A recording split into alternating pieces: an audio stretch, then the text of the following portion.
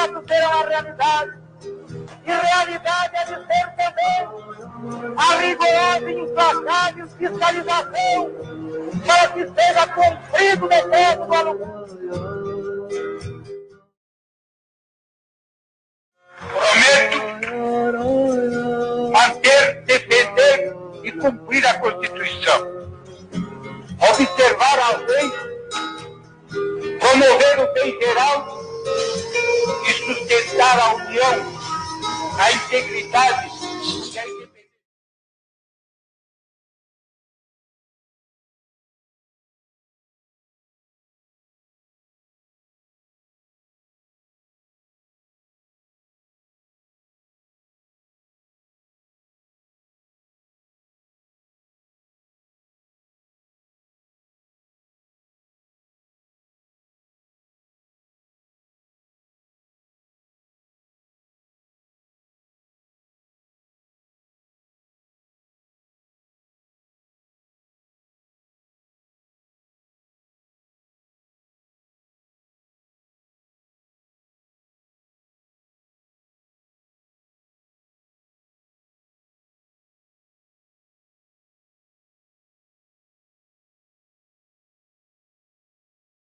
Presidente Miro Carrasco do Médico,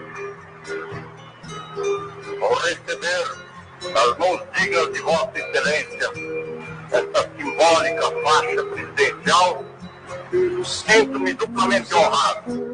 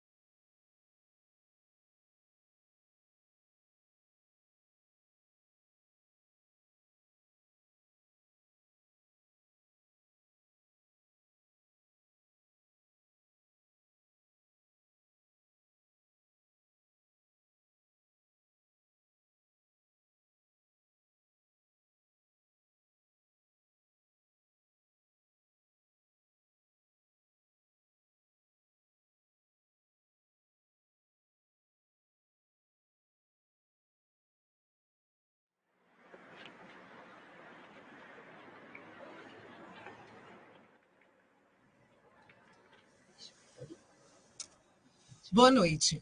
Hoje, 3 de março de 2019, está no ar mais um Faro Fino.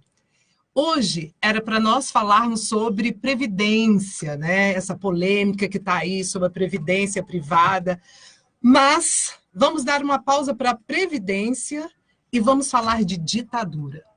Ditadura que está, assim, colocando em, vamos dizer, dividindo as pessoas. Umas querem, outras não. Por quê que umas querem e outras não? Qual é essa polêmica? Vamos desmistificar a ditadura. Está aqui conosco no estúdio.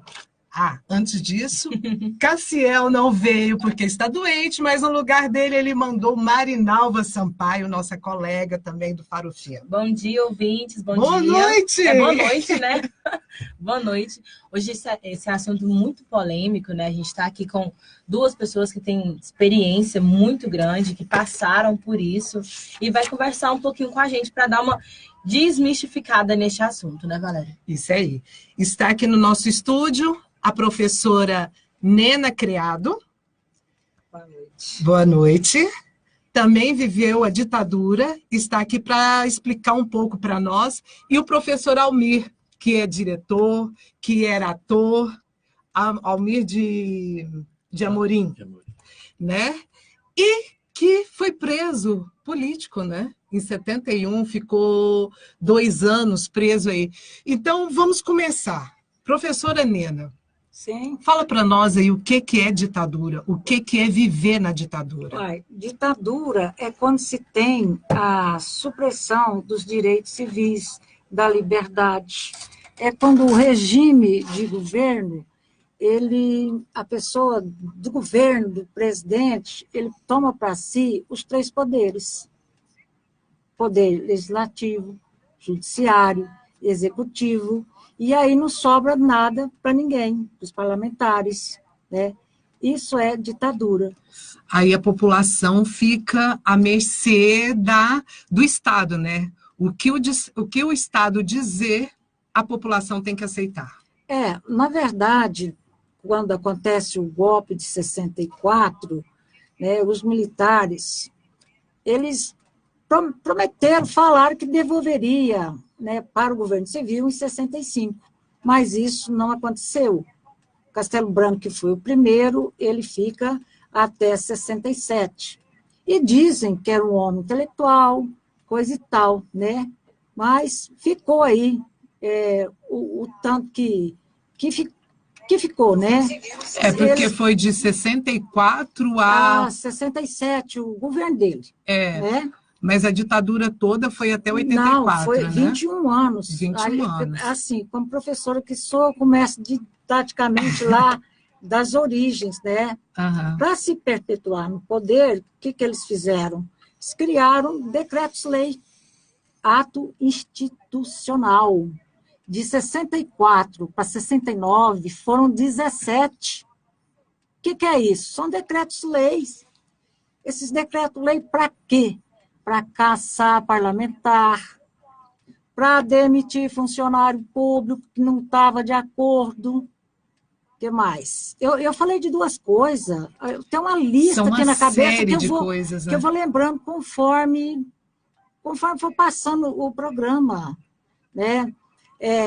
Inviabilizar as eleições diretas, eleição para presidente nem tinha mesmo, né? Para governo, para as grandes cidades, que são as capitais do Brasil.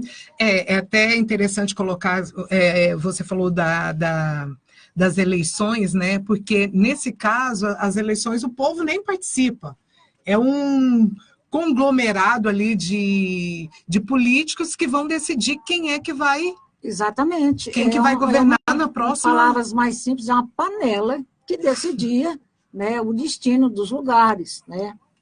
É bem assim, sem contar da repressão aos sindicatos. Os salários mínimos, eles baixaram 50% de 64 para 85. Sem falar que direitos trabalhistas também nem existia, né? Nem tinha, não, nesse caso nem funciona, tinha, né? Aqueles direitos já garantidos lá na época de Getúlio Vargas, né? E tinha alguns sindicatos atuantes, sim. Chegando aí, daqui a pouco a gente chega em Getúlio também, que ele conseguiu essa parte, mas também houve um golpezinho aí também em Getúlio Vargas, né? Na época dele teve um golpe aí também, né? Mas assim, professor Almir, como é que é viver essa ditadura? Bem, eu vou falar de uma maneira mais próxima do que aconteceu, prática, vivencial. Eu cheguei em São Paulo com 19 anos de idade, em 63, fim de 63. Em 64, início, eu estava começando o meu curso de teatro e dentro de uma companhia que já era assim uma dissidência do teatro tradicional no Brasil, que era o Teatro Oficina. Uhum. Então, meu professor era um russo, radicado no Brasil, e, enfim, eu comecei a prática do teatro ali perto mesmo do Teatro Oficina, onde existia um diretório estudantil ligado à USP, e com a direção do Pedro Bandeira, que hoje é escritor de livros para Literatura didática. infanto-juvenil, né? É. E um outro colega, irmão do Sérgio Mamberti, que é falecido, e a gente começou a ensaiar uma comédia antiga brasileira. E daí, um dia, 2 dias depois, existia um vigia dentro desse e aí começou a movimentação na rua, as perseguições, pessoas que a gente não sabia se eram soldados ou não, eles tingiam as portas assim, de locais suspeitos com manchas vermelhas. Quer E dizer, essas manchas eram dizendo assim, aqui tem tipo um comunista. Não era aparelho ainda, tinha uma organização ali, né? Então eles contra o jogavam governo. a tinta. E começaram as passeatas e a repressão às passeatas, né? E ainda não desapareciam. Eram alguns feridos assim nas passeatas e tal. Ainda não era instituído o ato, como ela disse, a professora disse, dos decretos que foram promulgados, né? E isso me emociona muito, né? Que cada vez que eu lembro, eu vejo o filme passar. Uhum. Então, a gente teve que interromper. Tivemos que sair dali. E o rapaz, o vigia, foi preso porque estava armado, tinha arma. Então, já era um pretexto para ele ser preso. Já era acusado de um rebelde armado, já, né? Ah, tá. E era um vigia, empregado do prédio. Então, dessa forma, muitas pessoas, estudantes, pais de estudantes, operários, foram recolhidos. Muitos não voltaram, desapareceram, foram mortos e cremados, incinerados. E assim... E essas pessoas que foram mortas, que foram incinerados, isso é devido a... Quando eles eram assassinados e assim tudo, era porque eles eram contra o governo? Alguns, eles se manifestavam pelos direitos, né, que já estavam vendo ameaçados. Tanto o estudante... Suprimidos. Logo depois daí, começou a aparecer um termo chamado excedente. Quer dizer, a universidade não comportava, e aí esse termo excedente ficou meio oficializado. Assim. Muitos estudantes passavam em vestibular e não tinha como entrar na faculdade, era o grupo dos excedentes. Porque não tinha vaga mais para essa pessoa. Não tinha, e eram pessoas que já eram suspeitas. Já vinham de alguma organização, então, na verdade, de algum assim... sindicato, de algum... Então, a gente muitas vezes não vê essa rede inteligente que existia. Então, porque então já tinha um olheiro atrás das pessoas, já sabiam quem era que tinha uma oposição, era contra o governo. Já era uma censura indireta. Isso né? era prática. Isso não era nacional só, não, mas vinha de uma aliança. Então, era ameaça já, né? A partir do presidente que estava sendo deposto ali, então era o comunismo, o monstro que estava chegando no Brasil, né? Porque eu vejo assim muito assim séries, filmes assim, porque as pessoas, por exemplo, estavam dentro das suas casas e eram arrancadas e nem sabia para onde ia a família. Isso aí acontece com esse decreto-lei, ato institucional número 5. O AI-5. É ele que dá esse respaldo, essa garantia, né, para se praticar essas coisas. Antes disso, antes da instituição do ato, então as pessoas eram presas por desordem, por desobediência, por porque já começou a se impor que não devia fazer passeatas ou... A gente ouviu agora há pouco tempo que é manifestação pacífica e tal, lembra desses termos de baderneiros, de vândalos, que foi uma coisa tão replicada, parece que não tinha outro vocabulário. Então, isso já existia ali logo no começo, porque já entrou preparado, né? já tomaram o poder, preparados para caçar as pessoas. E me fala aí, o que era essa desobediência? O que era essa desobediência? A frente de oposição, Era o protesto de religiosos, era o protesto de estudantes, secundários, universitários. Eu estava, logo depois eu estava próximo de duas universidades que era frente a frente, uma que era a USP, a famosa Rua Maria Antônia, que você já deve ter ouvido falar, né? Eu estava no Teatro de Arena, depois da oficina eu fui para o Arena. Então essa rua era uma pequena rua, de frente existia a Universidade Mackenzie. A Universidade Mackenzie era tipo assim, escola particular, ou, como se dizia assim, era a escola dos ricos, né? Das pessoas, da elite. Aí lá tinham pessoas armadas, atiradores, franco-atiradores. Dali já se começava a ver um grupo que foi depois chamado de CCC, que era o Comando de Caça a Comunistas. E eram caras que usavam armas, hoje a gente ouve muito isso aí, de uso restrito do exército e tal, e hoje falam que são os bandidos que usam, que roubam, que aspam. Esse CCC seria a mesma coisa que o Esquadrão da Morte, no caso? Não era bem. O Esquadrão da Morte já era ligado mais ao DOPS, aos delegados de polícia. Era um grupo que exterminava as pessoas. Aí não tinha escolha. Às vezes, o pessoal que era marginal, ladrão... a bandidagem, o Esquadrão da Morte. E estudantes também. Um delegado, que aliás tem um sobrenome bem goiano, né? Desculpem os familiares, mas nada a ver, Fleury, famoso. Esse delegado, ele tinha lá o escudo EM, que era uma caveira, e esse EM era o Esquadrão da Morte.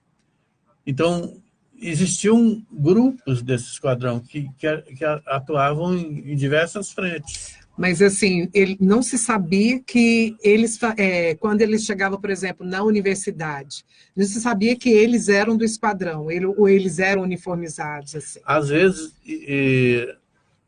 vezes existia a ocupação por militares, soldados militares, mais precisamente da Polícia Militar, que em São Paulo era chamada de Força Pública. E os inteligentes. Eram os caras que, disfarçados de terno preto e gravata, eram os agentes do DOPS. O DOPS era o quê? Departamento de Ordem Política e Social. Então, se você fizesse alguma coisa, isso depois ele foi crescendo, né? Você fizesse alguma coisa que era contra o governo, ou que desconfiassem que era contra o governo, então você já estava desobedecendo as leis, o que regia as normas do DOPS, né? E o DOPS depois ficou famoso, porque ele tinha um departamento lá em São Paulo, perto da Estação da Luz, me parece, por ali, onde existiam porões, onde as pessoas eram interrogadas e elas tinham que responder o que eles queriam que eles respondessem. Nesses porões, então, é que existia as técnicas de interrogatório. Técnicas famosas, que era tortura, choque elétrico. Onde muitas mulheres, freiras, inclusive, abusos, sofreram horrores lá. Crianças, filhas de pais e mães presos políticos também eram colocadas diante dos pais. Hoje a gente está vendo isso sendo divulgado. Verdade. Antes não era divulgado. As crianças que foram torturadas, né? Até crianças eram torturadas? Crianças que, às vezes, eles adotavam como se diz, davam assistência de pais que os pais eram criminosos, né, políticos, então alguns chegavam a adotar,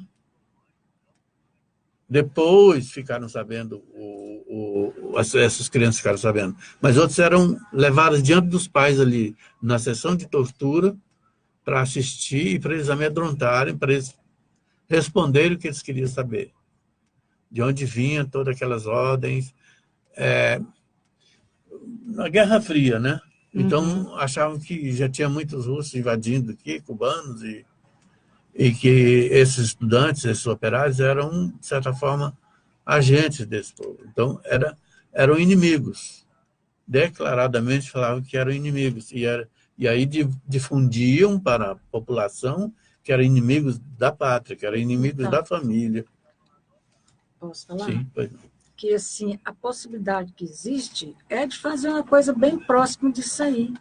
Porque no passado o inimigo foi o comunismo e agora trouxeram de volta esse comunismo, né? Como se aquela turma todinha que não votou no presidente eleito fossem todos eles a favor do comunismo. Nós sabemos, tem esquerdas mil, nem todo esquerdista ele é a favor do comunismo, né? Uma parte da população pode ser no seu direito de ser.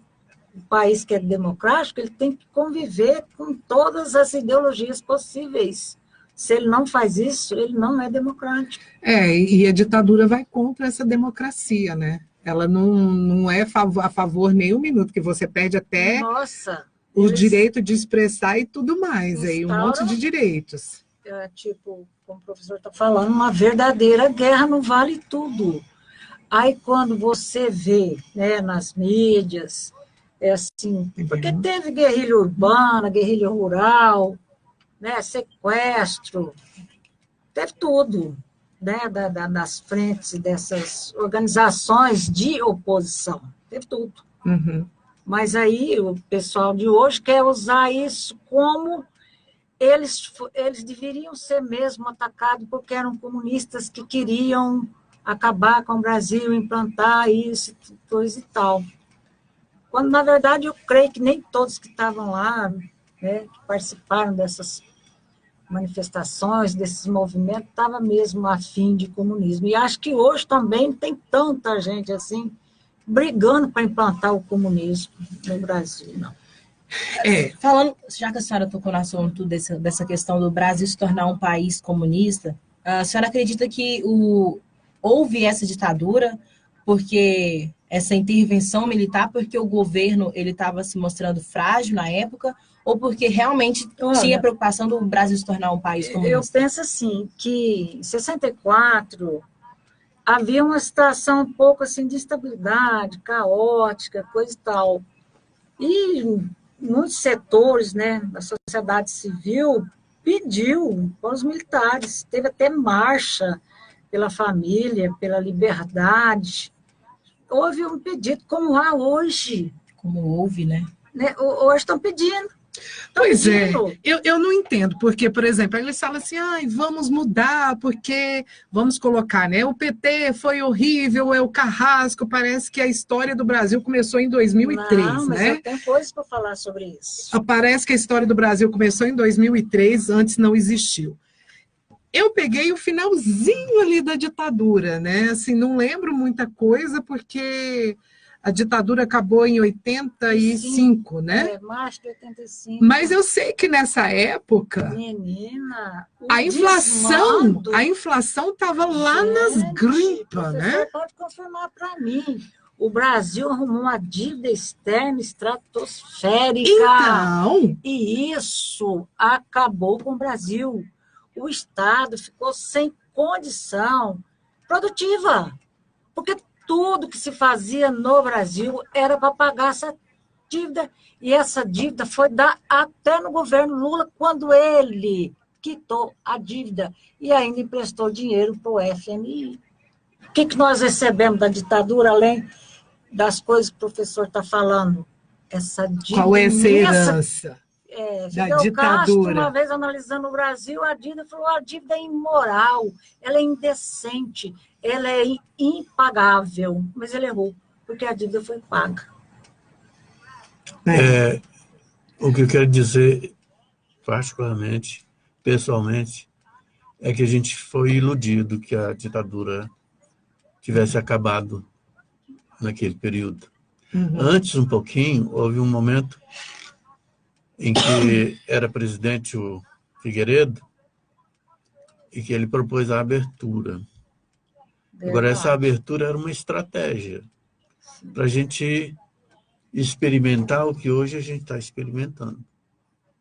Quer dizer, eu chego a dizer até que a gente teve a permissibilidade de eleger pessoas que tinham passado por situações como o Lula, que era líder sindical, e a presidenta Dilma, que foi escrachada, como não vi nenhuma pessoa ser tão desmoralizada como foi.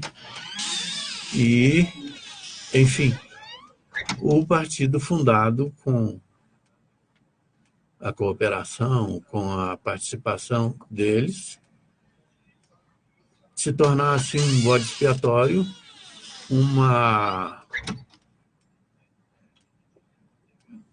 eu me digo até que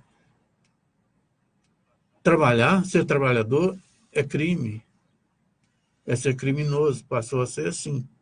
Eu não sei qual a solução que estão trazendo para substituir isso, mas o que está se colocando na cabeça do povo é de que é isso. Então, essa é a minha visão particular, dissociada de qualquer... E pela experiência que eu vivi. Pelo pedaço do bolo que me deram. Então, eu me sinto no direito de ter essa opinião, de dizer isso. Claro. Inclusive, eu quero que o senhor fale para a gente da sua experiência na prisão, né? Porque você sofreu na pele essa prisão, não sei se foi torturado, mas conta esses 2 anos. Mas é daqui a pouco, porque nós vamos agora para o intervalinho. Já voltamos. Pode mandar.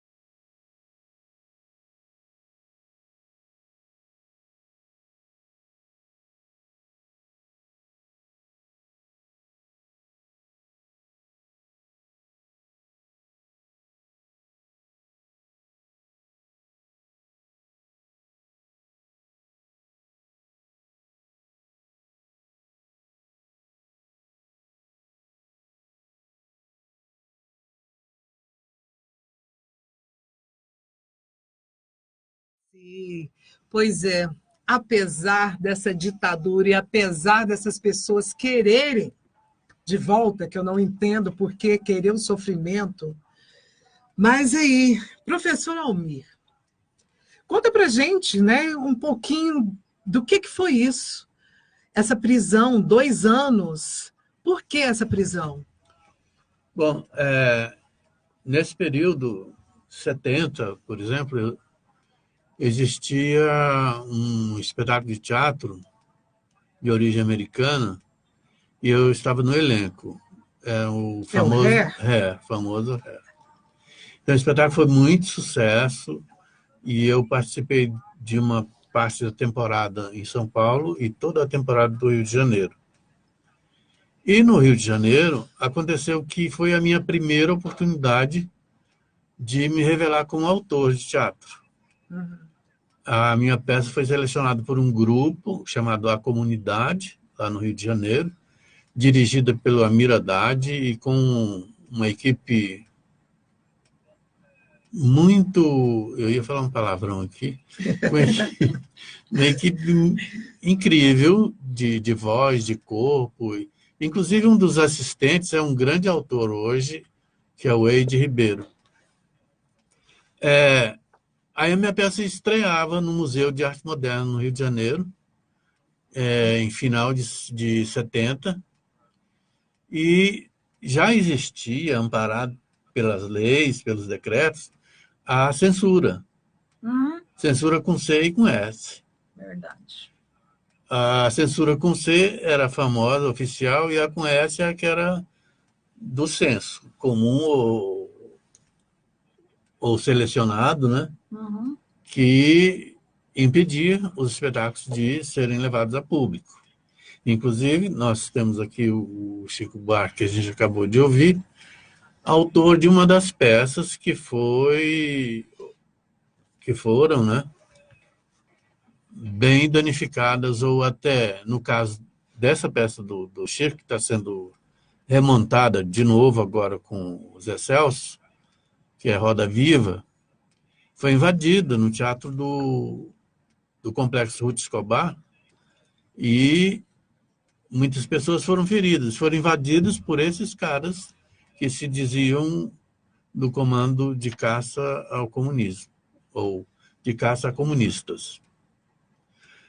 Então eu estava no Rio, a gente fazia sessões, o que hoje a gente não vê mais no teatro, só tinha folga na segunda-feira. Era de terça a domingo, sendo que sábado e domingo eram 2 sessões cada dia. E o teatro de 700 mil lugares lotado, voltavam pessoas, né? E havia também assim um intercâmbio com as universidades, com grupos, hoje a gente chama de comunidade, de operários, enfim, grupos assim que se formavam e que iam assistir os espetáculos de teatro. E era um momento de repressão muito forte, mas o público estava dentro do teatro. Que o público não era colerizado eletronicamente pela televisão e o complexo que a gente tem hoje de colocar as pessoas dentro de casa, porque fora tem muitos perigos e tal e tal. Agora estão vendo que dentro de casa também tem perigo, né? Internet, né? Então, a minha peça foi proibida. E eu estava num grupo de autores, ou autores jovens, que era o Plínio Marcos, que era o Antônio Bivar, José Vicente. São nomes assim que conseguiram, a Leila Assunção, conseguiram levar os seus trabalhos a público e fizeram sucesso. E a minha chance era essa, no Rio de Janeiro. Mas a censura foi lá e me acusou de apologia à droga e subversão política. E eu como anteriormente já tinha uma vivência no Oficina e no Arena, no Teatro de Arena de São Paulo, e o Teatro de Arena era dirigido pelo Augusto Boal nesse tempo. E o Oficina já era do Zé Celso? Era de um grupo do qual o Zé Celso fazia parte. Ah, então ele ainda não era o diretor da oficina. Ele era diretor também já. Ah, tá. Mas a fundação desse grupo se deu também com a participação do Amir Haddad, que eu não conhecia, e que foi quem dirigiu a minha peça no Rio de Janeiro. E aí a gente começou a ser caçado com C cedilha.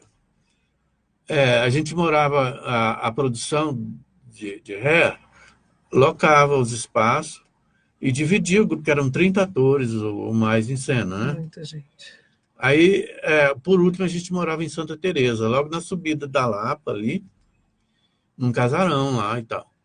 Aí, por 3 vezes, uma vez foi soldados do Exército, que invadiram lá o local nosso, caçando terroristas, nós éramos terroristas.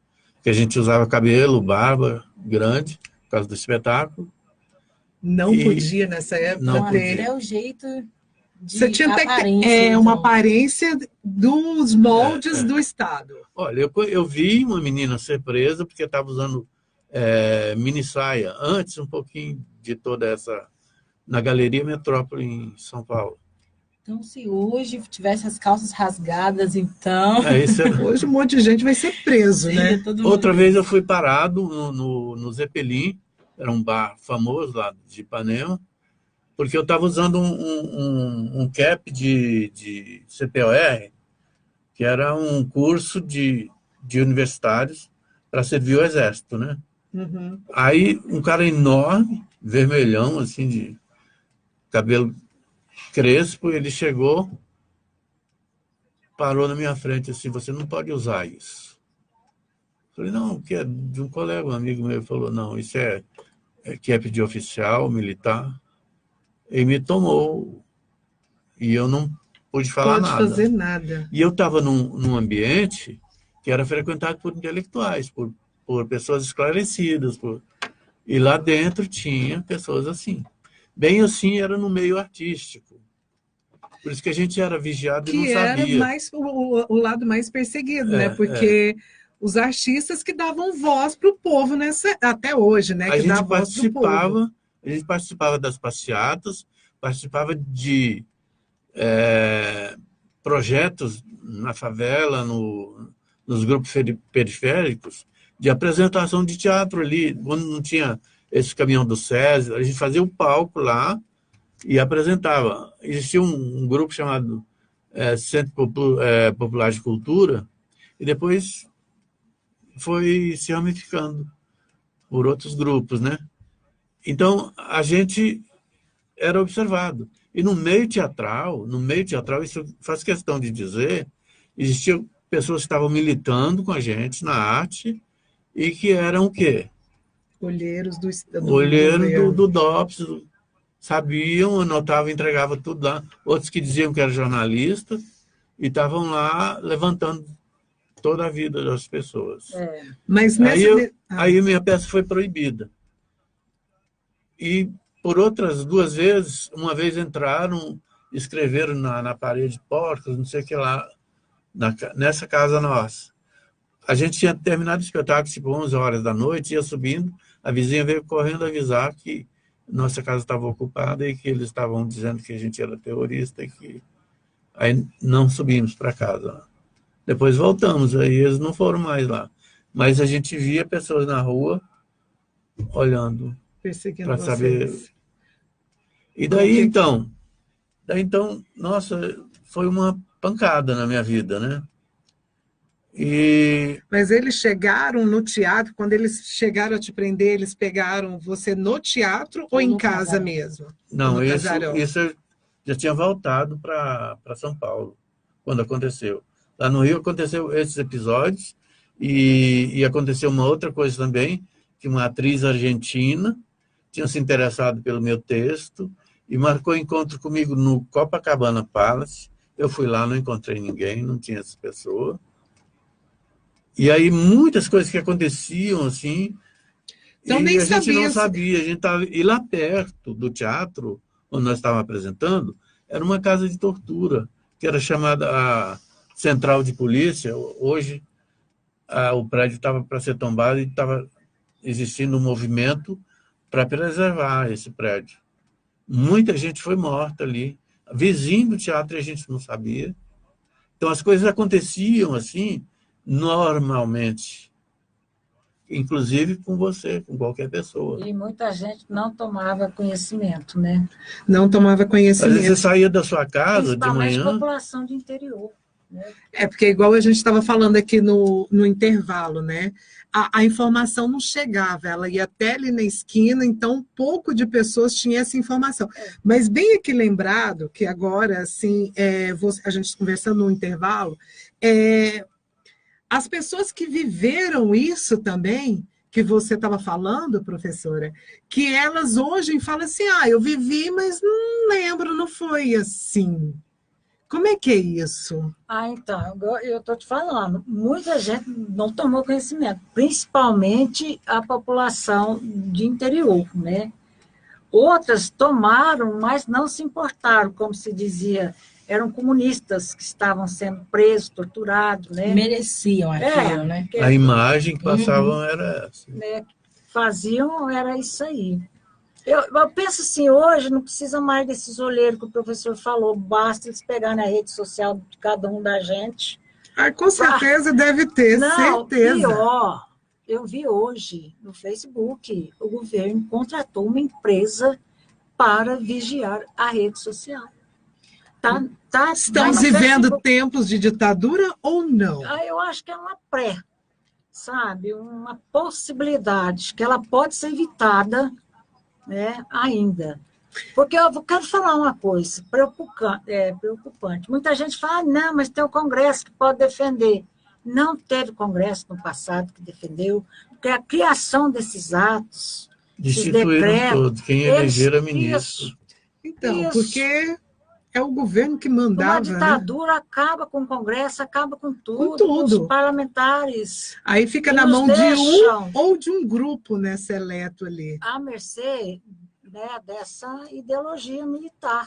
Temos perguntas? Voltando à questão da prisão, sim. Qual foi o ano e onde? O senhor já falou que foi em São voltado, Paulo, né? Nós tínhamos voltado a temporada do Rio de Janeiro e retomado a temporada em São Paulo. O Altair Lima, que era o produtor, tinha comprado um prédio que há pouco tempo fiquei sabendo.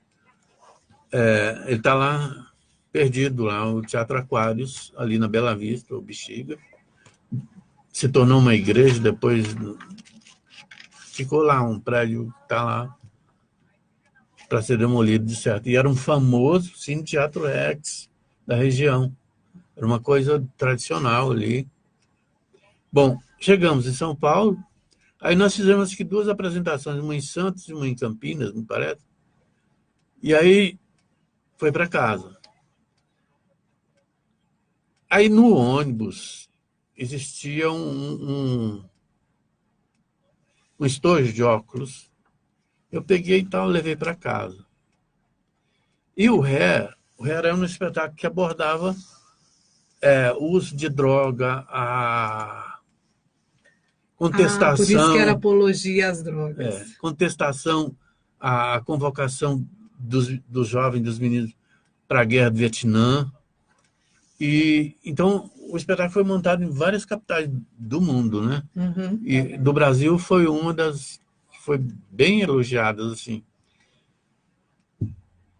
E por causa desse lado da juventude hippie daquele tempo, que usava droga, que levantava a bandeira da revolução sexual, não sei o que mais, essas coisas todas. Foi bem uma época que estava... logo depois do Woodstock, festival. Foi bem uma época de uma geração bem good vibes, né? Uma geração bem da paz. Então, aí eu já tinha o meu passado do Teatro de Arena, que eu não sabia. Eu não devo ter nem arquivo lá no DOPS. Porque existiam essas frentes. E essa coisa não era só daqui do Brasil. Existia uma operação chamada Condor, na América Latina toda. Argentina, Chile, tudo que aconteceu lá. E, no tempo, fala que vinha da matriz, né? A matriz era a pátria a qual nós somos aliados e tal e tal. Então, esse grande cuidado era esse outro lado da Guerra Fria, que era americano, né? E da qual o Brasil tem um compromisso, né? Então, tudo que veio foi explorado. Então, a droga com a política, essa coisa do gênero, já naquele tempo, também já fazia parte, era estratégia política. E então eu acordo meio-dia, do dia 19 de maio, logo vai ser aniversário de 71. Aí eu acordo, batendo na porta, vou lá, um policial militar. Aí o cara vai lá no meu criado mudo, pega o estojo, e dentro tinha um cigarro de maconha.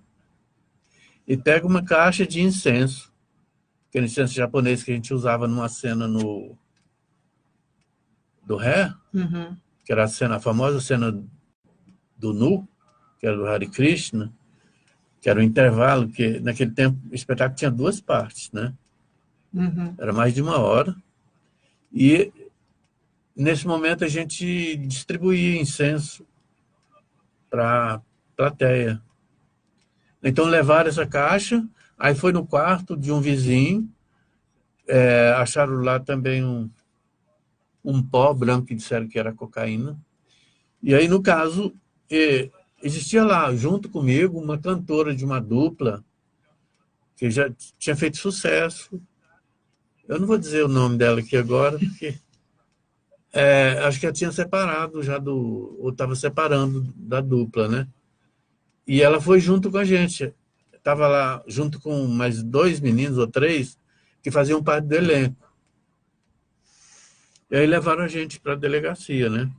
Aí me acusando do porte de droga e responsável por tudo, pelos meninos que eram do elenco e que, enfim, já a carga aí a Folha estampou, né, na primeira página, artista de ré preso com droga e tal.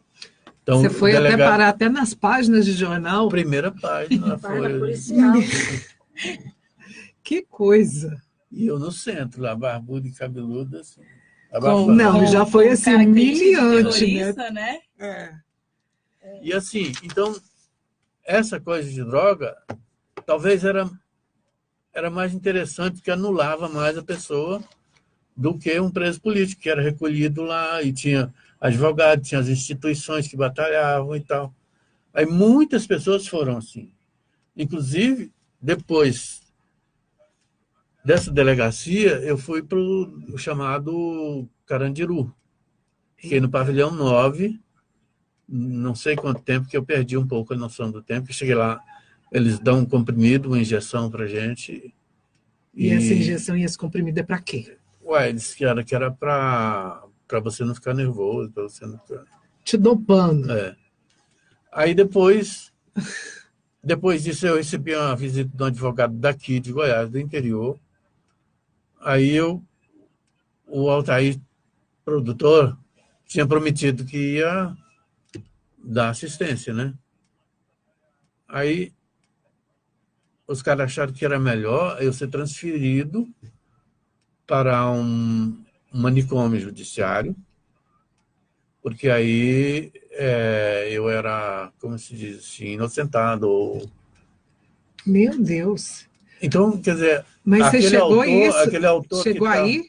Eu fiquei uns 2 anos e 3 meses, praticamente, no manicômio de Franco da Rocha, o famoso. Meu Deus, mas assim, e nesse você tinha tortura, foi torturado, levou choque, remédio? Pois é aí que existe a estratégia, existe o requinte, que eram médicos. Vocês já viram falar que nos porões existiam médicos que faziam as torturas. Lá era uma coisa mais normal. Eu era louco. Eu era louco, eu cheguei... apanhava, era torturado, mas tinha que resistir. Eu era louco, porque eu cheguei dizendo que era artista. Ainda tinha que mentir a nós, profissão. nós, todo mundo aqui somos artistas também, tá? Os funcionários. E daí teve um médico que me ouviu. E aí, por que também? Eu comecei a ter amigos que eram militantes políticos e que sabiam mais do que eu de que aquilo era um instrumento para anular a pessoa. Eu passei a ser um indivíduo de alta periculosidade. Agora, eu era um dramaturgo, eu sou um artista, né? Uhum. Então, onde que está a periculosidade? De passar ideias para as pessoas. Exatamente, a informação, né? Levar a informação. Então, eu tinha que ser tratado, e aí que existia as injeções em altas doses. Aí você perdia consciência, ou andava, sei lá, sem equilíbrio nenhum. Tinha um menino lá que eu via direto, ele ficava nu o tempo todo e correndo em volta de nada. A pessoa começava realmente a ter transtornos, a surtar, né? mesmo. E aí todo mês ia lá e perguntava como é que você está? Está melhor e tal? A professora Almira andou realmente nos porões da ditadura. Da ditadura. Experiência, credibilidade para falar. E daí se você contestava Dos alguma métodos. coisa, aumentava a dose. Se você resistia, você não podia resistir, você era um preso interno. Lá do lado do manicômio, existia um batalhão da Polícia Militar, que ficava nas guaritas do muro, assim. E lá dentro, eu conheci criminosos que estavam lá há mais de 30 anos, que tinham praticado crimes mesmo, e não tinha nenhuma seleção. Ficava todo Era mundo todo ali mundo junto. junto. Você dormia, não sabia se ia acordar vivo. Eu tinha os piores crimes por exemplo, eu conheci um cara lá que eu tinha visto a reportagem dele quando eu era menino, na revista O Cruzeiro, que era o cara que pegava as meninas descendentes de japonês e matava com um fio, assim, depois cortava o corpo e botava numa mala. Era o famoso homem da mala. O crime da mala. Eu conheci esse cara lá que Ouvi trabalhava no dizer. refeitório, livre. Outra, lá do lado tinha uma ala feminina, tinha uma mulher que tinha matado as crianças e cozinhado. E lá E o senhor ficava junto, livre, assim. misturado assim com... Só quando o cara estava mais agitado, ia para uma cela isolada. Ou se você contestasse, não quer tomar, você ia para a cela isolada, ficava nu, com uma lata lá, para fazer as necessidades, e um pedaço de lençol para acender fogo quem fumava, e às vezes deixava o lençol para o cara se matar. Que isso, induzia o suicídio. Deixava lá e o cara fazia a corda e se enforcava. É isso que a população quer? Será? Ou não sabia o que era uma ditadura? Pelo menos a gente está aqui informando o que é mais ou menos, né?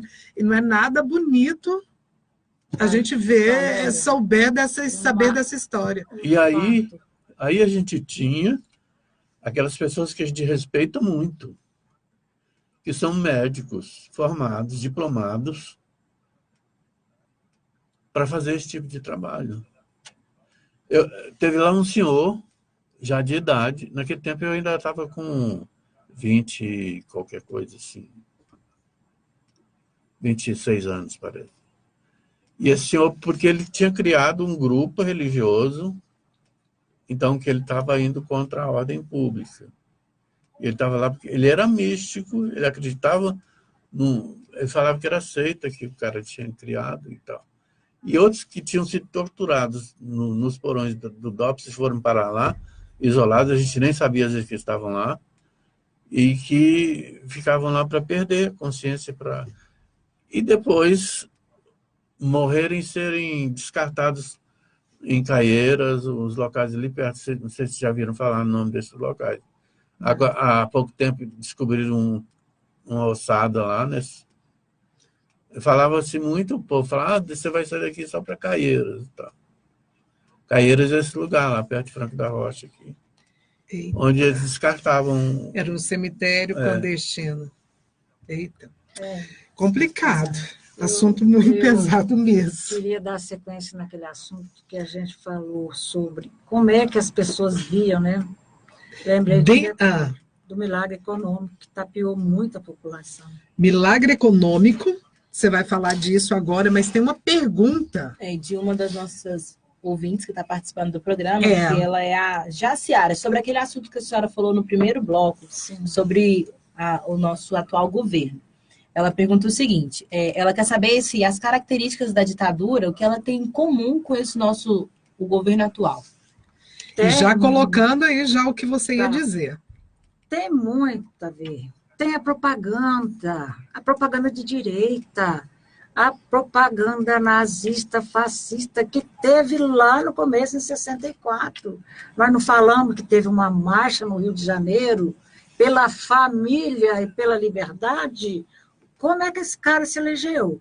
Não foi através da família, de Deus acima de tudo?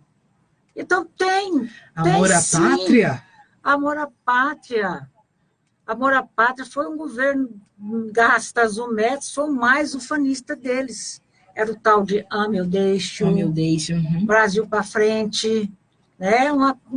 Uma série de coisas assim que parecia levantar o moral do brasileiro, mas que era só uma tapeação, porque nesse governo aí de Médici, que eu queria concluir o assunto, é que teve um milagre econômico, entre aspas.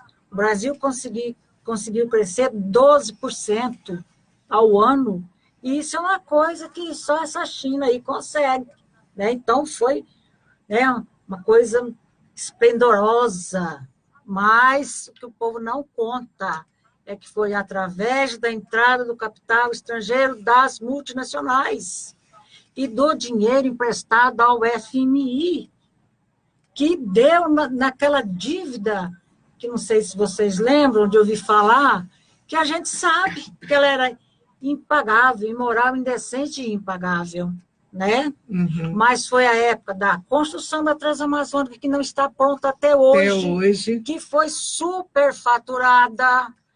Morreram muitos índios. Muitos índios, né? Por uma coisa que, né, está ainda assim. A ponte Rio-Niterói, metrô de São Paulo, enfim, mas assaltaram o Brasil aí propinas bastante. Horrores, né? E os caras governantes aí do tempo dos militares recebiam propina sim.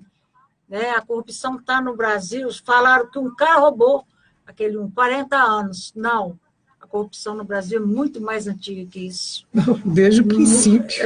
Penso. Desde nesse tempo havia muita corrupção, sim. A gente ouvia falar. Me lembro de uma época que, assim, isso é só de lembrança mesmo, de ter visto no jornal que o ministro da Energia comprou a Light no ano que ela ia nacionalizar, ou um ano antes, alguns anos antes. Quando ela era inglesa, ia virar do Brasil, aí passou um contrato aí de 100 anos, comprou. Por quê? Será por quê, né? Então. Vamos fazer meu capital ou não? Então.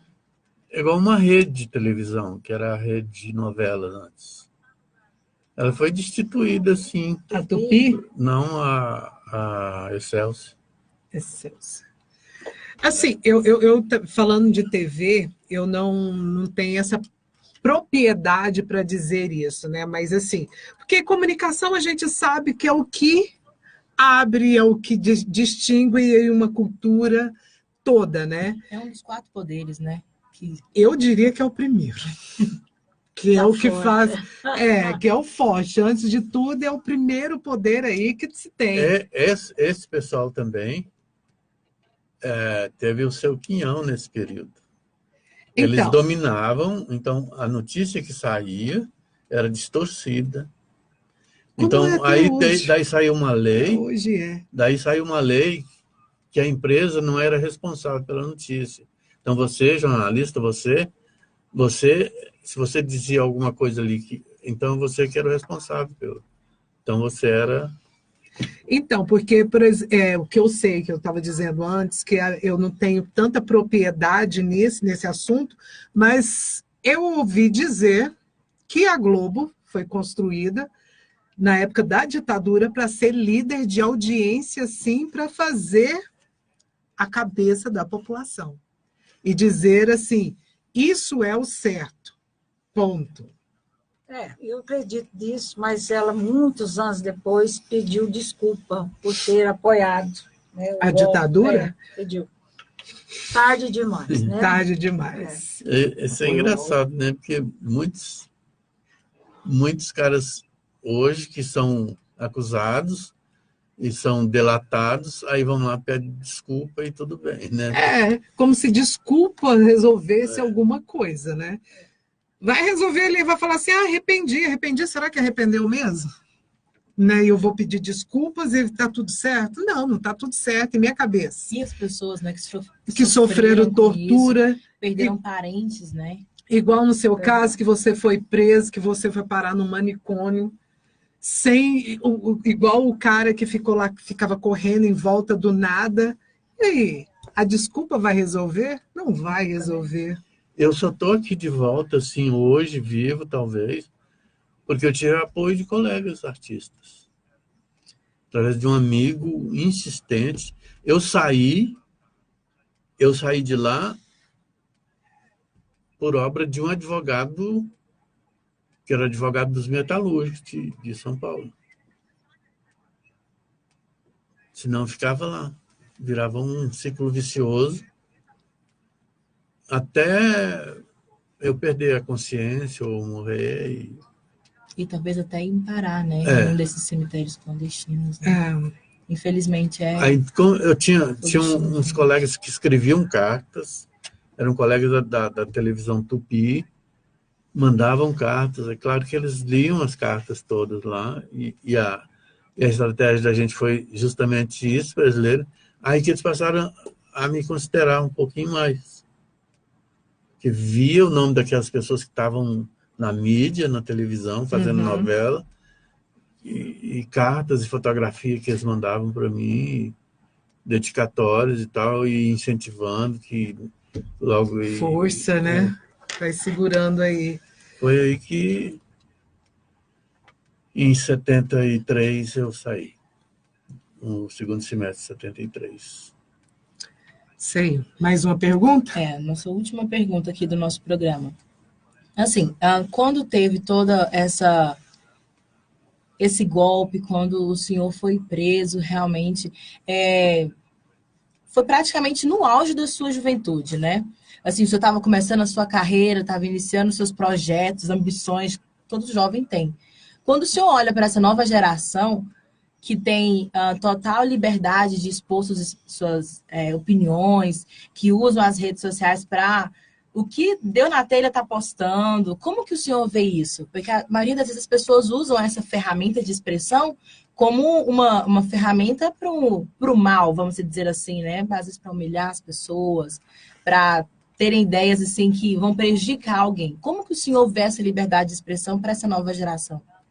Eu vejo que há muito engano, tanto naquilo que a gente fala, como é propagado, e como isso, de repente, vai te levar, convenientemente, depois a uma situação próxima da minha ou de outras pessoas, que eles vão ter documentado lá.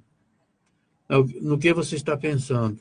Aí você deixa lá um dossiê seu, para daqui a pouco, quando esse governo se cristalizar e ter que selecionar as pessoas, essas pessoas vão, como no Admirável Mundo Novo, para o recanto aquele outro. Então, a sociedade... Tomara que isso não aconteça nunca. Torcemos para que não. Mas o que a gente vê é isso aí, esse progresso, esse futuro, essa ilusão grande de, sabe, o dinheiro na sua frente, o ouro na sua frente, e você sendo fascinado, iludido por tudo isso, a cultura da gente sendo ferida, com esses produtos que são inseridos na população, descarregados diariamente, repetidos diariamente, notícias que a gente vê muitas vezes repetidas no dia inteiro pelos grandes veículos. Sementinha que vai colocando ali na sua cabeça, vai plantando, e a gente nem tem noção daquilo que está sendo plantado na sua cabeça. Onde tem produto, tem uma doutrinação.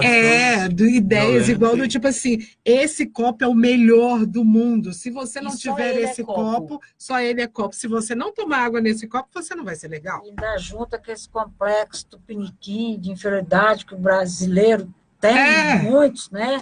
Infelizmente, isso é uma realidade. Postar, como é que fala? Para sua tribo, que ele é aceito, né? E aceitando produtos de marca, principalmente. Exatamente. Aí eu digo para você gritar pela liberdade, gritar pelo bem-estar do povo e tal e tal. Mas eu estou te enganando. Eu estou querendo criar em você uma oposição àquela ordem que eu estabeleci. E daí, às vezes, não tem volta, né? E isso é em tudo. A gente vê a criançada aí tomando essas bebidas, como é que chama? Energético, misturado, assim, treslocados e saindo da consciência. Então, praticamente suividando, né? Suividando, mas E é uma coisa que é oferecida, assim, gratuitamente.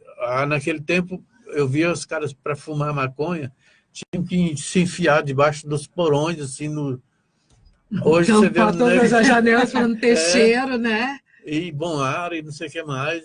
Hoje você vê o cara andar na rua.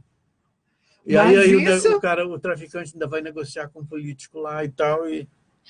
Porque ainda o traficante praticamente é só um testa ali, né?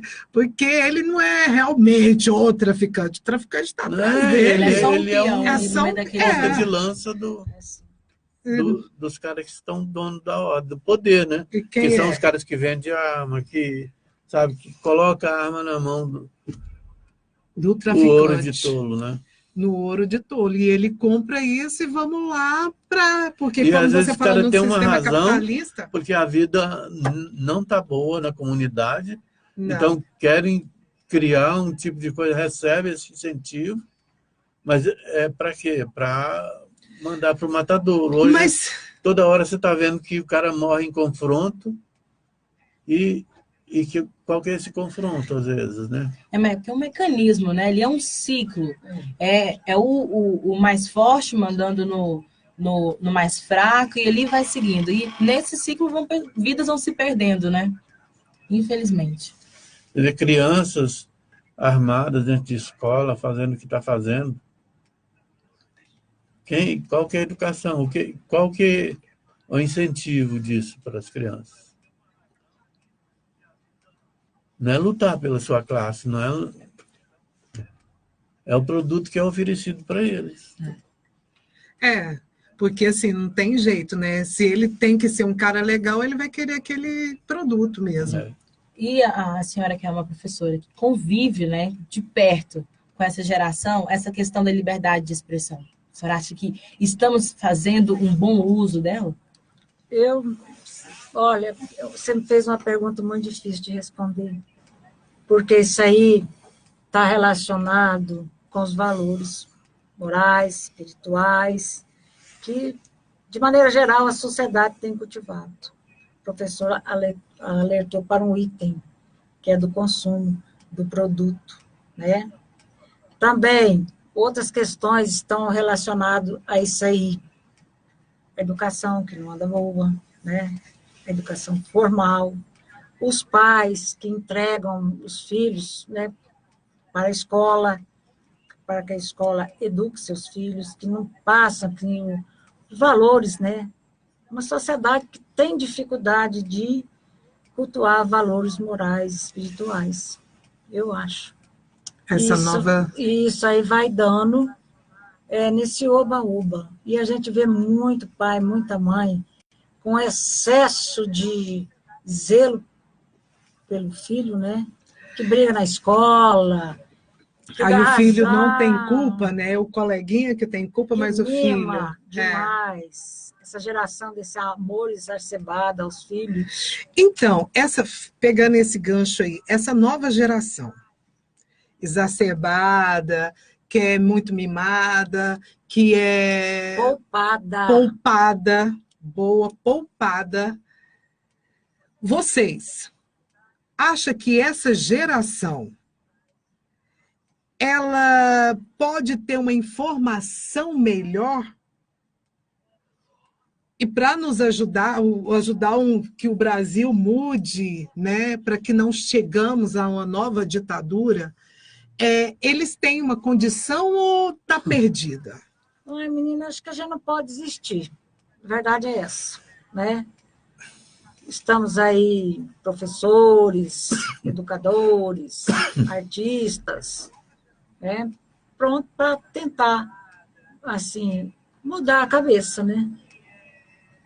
Não se pode desistir. Esperança é a última que morre, né? É verdade. E você, professor Almir? Eu acho que devia ser mais preservada a cultura artística, enfim, a cultura no geral, que não fosse só a cultura a Deus e a arma, né? Como a gente está vendo ultimamente. Mas o diálogo humano, que no meu caso é o teatro, né? Uhum. O corpo a corpo humano que acontece no espetáculo.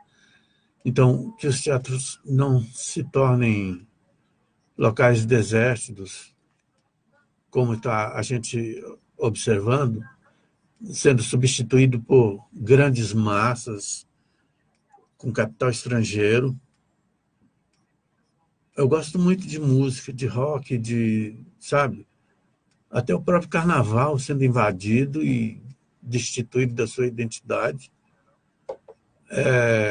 Acho que essas coisas deviam ser mais cuidado. Isso vai, de certa forma, concorrer para uma melhor educação. Porque eu não vou ficar apontando arma para ninguém, eu não vou ficar incentivando arma para ninguém. Eu vou estar me perguntando, te perguntando o que eu sou, para onde eu vou. Enfim, pensar não é crime, né? Filosofia não é crime. Por que estão querendo proibir a gente de pensar? Porque a máquina vai pensar por nós. Exatamente.